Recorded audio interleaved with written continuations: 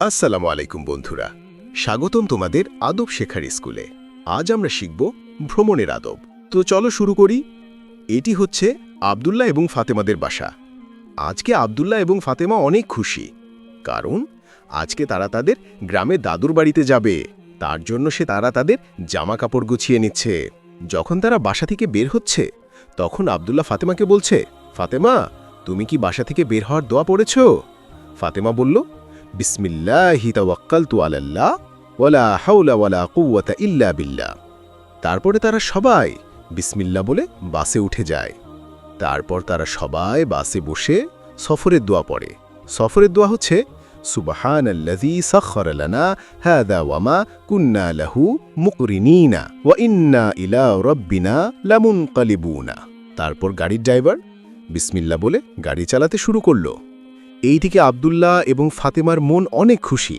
তারা বাসের জানালা দিয়ে বাহিরের সুন্দর সুন্দর দৃশ্য দেখছে আর বলছে, সুবহানাল্লাহ, আলহামদুলিল্লাহ, আল্লাহু আকবার।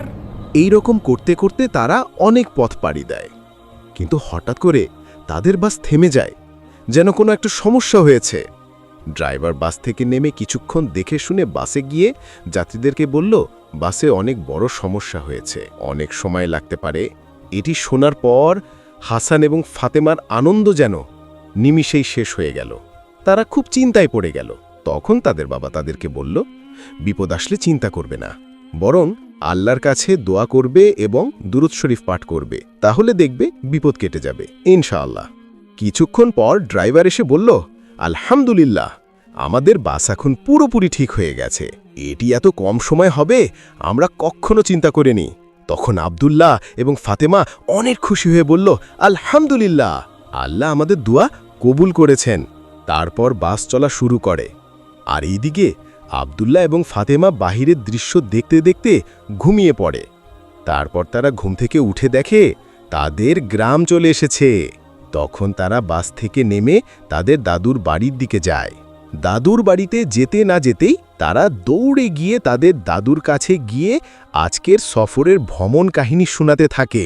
তারপর তারা রাত্রিতে উঠানে বসে তাদের দাদুর সাথে গল্প করে। তো বন্ধুরা, কেমন লাগলো আমাদের আজকের ভিডিওটি? ভালো লাগলে লাইক করো, আর এই রকম আরও গল্প শুনতে চাইলে চ্যানেলটি সাবস্ক্রাইব করো। আল্লাহ হাফেজ বন্ধুরা।